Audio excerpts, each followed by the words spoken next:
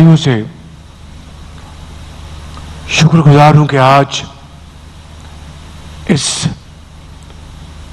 شاندار جرگے میں مجھے شرکت کرنے کا موقع ملا ہے. آپ کی یہاں پر تشریف آوری کا بہت ممنون ہوں. میں سب سے پہلے آپ کو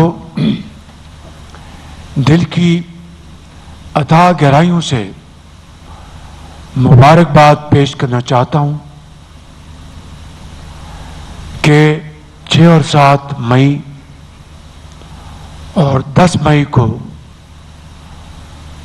ہندوستان نے پاکستان پر جو حملہ کیا تھا، اللہ تعالیٰ کے فضل و کرم سے افواج پاکستان کی بہترین کارکردگی، دلیری اور اللہ کا نام لے کر دشمن کو وہ شکست دی جو کہ وہ عمر بھر یاد رکھے گا. اس حوالے سے میں بلوچستان بھر کے اپنے بھائیوں اور بہنوں اور اسی طرح پاکستان کے دوسرے صوبوں کے بھائیوں اور بہنوں کا ممنون ہوں کہ وہ پوری قوم یکجاں تو غالب ہو گئی اور ایک چٹان کی طرح افواج پاکستان کے ساتھ شانہ بشانہ کھڑی ہو گئی. میں اس موضوع سے آگے بڑھنے سے پہلے ایک دو ذاتی مشاہدات آپ کی خدمت میں عرض کرنا چاہتا ہوں. بطور وزیر اعظم میں اس عرصے میں تمام واقعات کا عینی شاہد ہوں.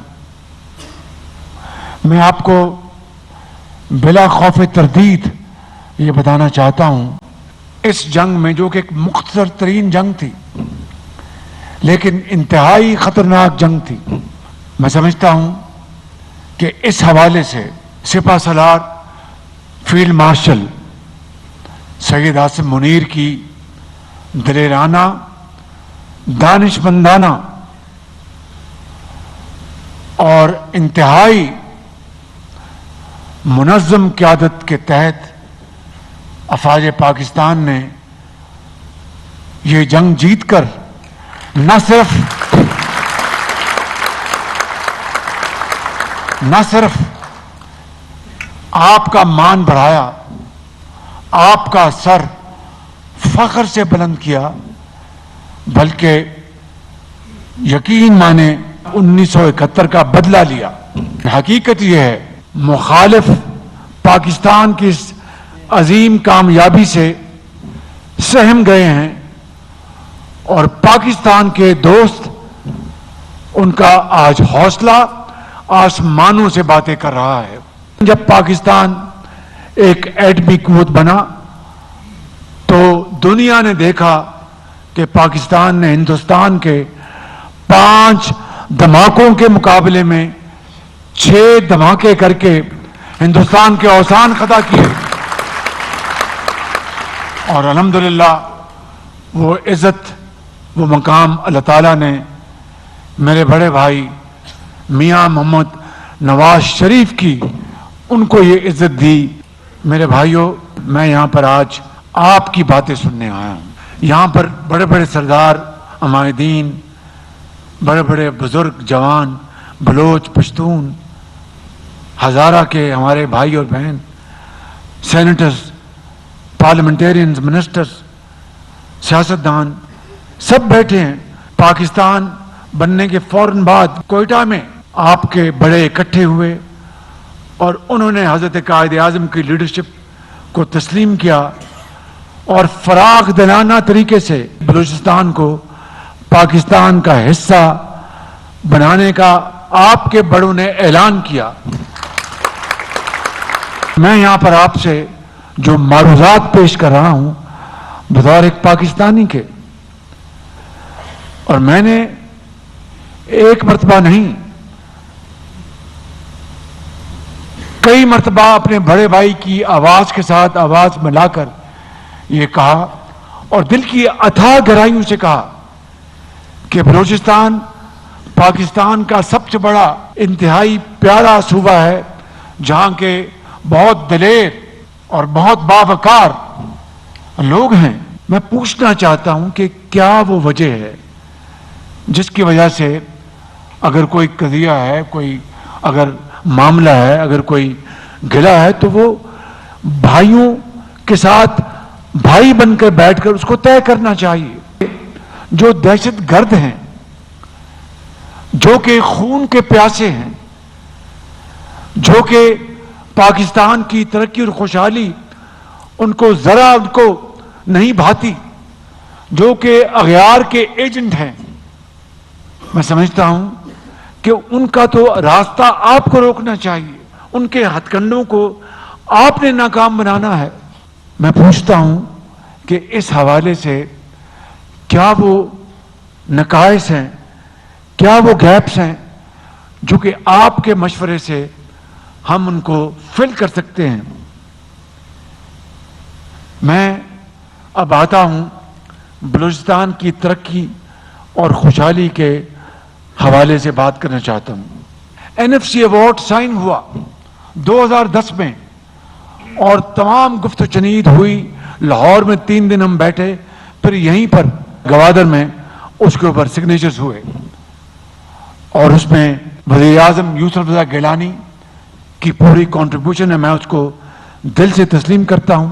उस जमाने के वज़ीर खजाना और खुद जनाब सदर आसिफ अली जरदारी साहब की भी पूरी कंट्रीब्यूशन, मेरे लीडर नवाज शरीफ साहब की कंट्रीब्यूशन, तो वो एनएफसी अवार्ड वहां पर साइन हुआ और तारीख गवाह है कि वो एनएफसी कभी साइन ना होता अगर सूबा पंजाब अपने हिस्से से फंड्स निकालकर एनएफसी अवार्ड में बलूचिस्तान की डिमांड थी कि हमारा जो अवार्ड है उसमें 100% इजाफा किया जाए, वो पंजाब ने हिस्सा डाला, तब जाकर एनएफसी अवार्ड 2010 वो मंजूर हुआ। ये कोई एहसान की बात नहीं, मैं उस खुदाए बुजुर्गों बरतर को गवाह बनाकर कहता हूं। 15 साल गुजर गए इस बात को, मैं आज भी उसी सोच के साथ यहां पर खड़ा हूं जो उस वक्त लाहौर में हम चारों मीनारे पाकिस्तान गए थे कि हम 4 भाई हैं, चारों ने मिलकर रूखी सूखी खानी है। एक रोटी है तो चारों मिलकर खाएंगे, 4 होंगे तो चारों खाएंगे।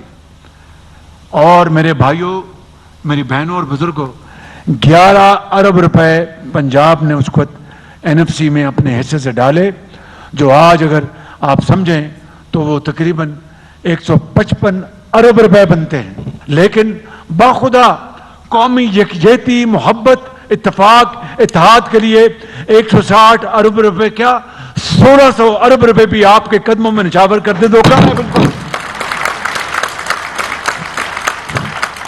मियां नवाज शरीफ के जमाने में बलूचिस्तान में बेपनाह तरक्याती काम हुए। मैं तफसील में नहीं जा रहा। खुद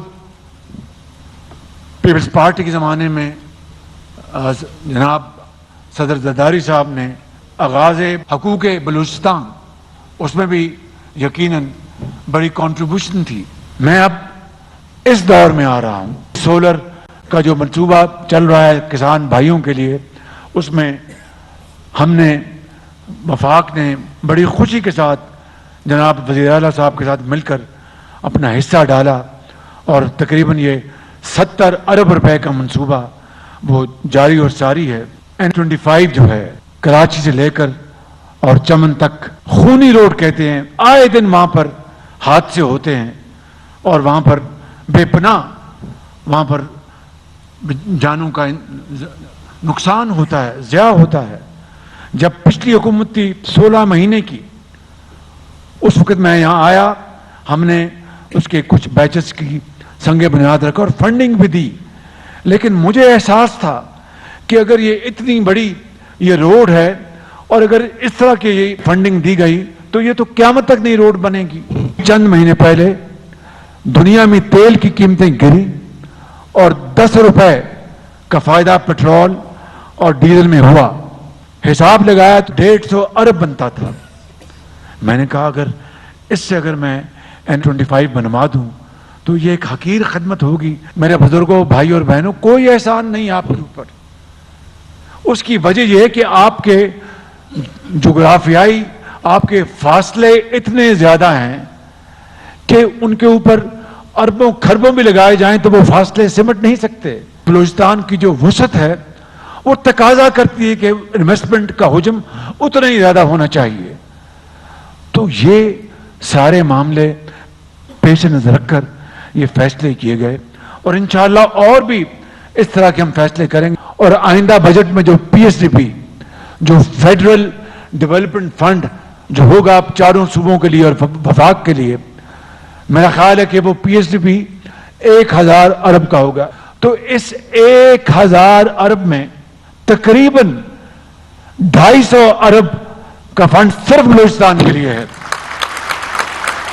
यानी 25% टोटल फेडरल PSDP वो बलूचिस्तान के लिए है। लेकिन मेरे नजदीक तो ये भी काफी नहीं। ये कोई ना एहसान है, ना कोई आपके ऊपर कोई फेवर है, ये आपका हक है। उसके साथ जो जुड़ी हुई बात है कि इन वसाइल की शफाफ तरीके से, चाहे वो गवादर है, चाहे वो पसनी है, चाहे वो चमन है, चाहे वो किला सैफुल्ला है, चाहे वो कोयटा है, चाहे वो जल मक्सी है, ये दूसरे इलाके हैं, वहां पर एक एक पाई ईमानदारी से अवाम की तरक्की खुशहाली के लिए इस्तेमाल होनी चाहिए। ये यकीनन जवान साल चीफ मिनिस्टर और उनकी हुकूमत इसके ऊपर दिन रात मिलकर काम कर रहे हैं और मुझे पूरा यकीन है और मुझे यकीन वासक है कि वो इसके लिए इंशाअल्लाह पूरी काविशें करेंगे। जब मैं खादिम पंजाब था तो चाहे पंजाब के स्टूडेंट्स के लिए लैपटॉप्स हो, वो स्टूडेंट्स जो हाई अचीवर्स, सफारशी नहीं, वो जिंदगी में कभी मैंने काम नहीं किया, हाई अचीवर्स स्टूडेंट्स, उनके लिए लैपटॉप्स हों, वज़ाइफ हों, बाहर की दुनिया की आला यूनिवर्सिटियों में बच्चों और बच्चों के वफूद भिजवाए जाएं, वो हों, चाहे पंजाब की यूनिवर्सिटियों में दाखिले हों, दानिश स्कूलों में दाखिले हों। बलूचिस्तान का शेयर मैंने बाकी सूबों के मुकाबले में हमेशा 10% रखा, मैं बतौर वज़ीर आला पंजाब के भी। और आज पंजाब की यूनिवर्सिटियों में बलोच पश्तून बच्चे वहां पर तालीम हासिल करते हैं, दानिश स्कूलों में पढ़ते हैं, वज़ाइफ मिल रहे हैं। और मौजूदा वज़ीर आला मरीम नवाज शरीफ साहिबा भी इस पॉलिसी को वो जारी उसारी है। और आखिरी बात इस हवाले से, आज नहीं 12 साल पहले, 14 साल पहले मैंने यहां पर जो हार्ट का अस्पताल था उसके लिए 2 अरब रखे थे, अपने बजट से निकालकर यहां पर आके ऐलान किया था। मेरे बुजुर्गों, भाइयों और बहनों, आपके पास गिले होंगे, आपकी कुछ शिकायत होंगी, सर आंखों पर, लेकिन ये जो दहशत गर्द हैं जो कि दरिंदगी के अलावा उनको कुछ नहीं आता, उनको ना आप टॉलरेट कर सकते हैं, ना मैं टॉलरेट कर सकता हूं, ना अफवाज पाकिस्तान, ना पुलिस, ना कोई और। जो लोग मिसलीड किए गए, जो लोग वो पटरी से एक तरफ हो गए, भटक गए जिसको आप कहते हैं, उनको वापस लाने के लिए मुझे और आपको, हम सबको मिलकर बेहतरीन काविश करनी चाहिए। और मैं आपको यकीन दिलाता हूं कि मेरी हुकूमत में बलूचिस्तान के सूबे के साथ माशी समाजी नाइंसाफी का कोई तस्वर नहीं कर सकता। कल ही एक वाकया सौराह पर पेश आया है, दिल खराश वाकया। मुझे आप बताएं कि क्या आग और पानी इकट्ठे चल सकते हैं? तरक्की और खुशहाली और बदअमनी ये इकट्ठे नहीं चल सकते। आज अल्लाह ताला ने ایک نادر موقع دیا ہے ہمیں جو دوبارہ کبھی نہیں آئے گا کہ پشاور سے لے کر کوئٹہ اور کوئٹہ سے لے کر کراچی اور کراچی سے لے کر لاہور تک پوری قوم یکجاں دو قالب ہے. فرد قائم ربط ملت سے ہے تنہا کچھ نہیں, موج ہے دریا میں بیرون دریا کچھ نہیں. میرے بزرگوں, بھائی اور بہنوں, یہ اتحاد اور اتفاق ہمیں آپس میں پیدا کرنا ہوگا. میں اپنی بات یہاں ختم کرتا ہوں. بیٹھیں, مل کر بات کریں کہ مل کر بیٹھنے سے ہی ایک کنبہ جو ہے وہ توانا ہوتا ہے, خوشحال ہوتا ہے, اور اس کو کوئی نظر بد نہیں لگ سکتی. بہت شکریہ. پاکستان پائندہ باد.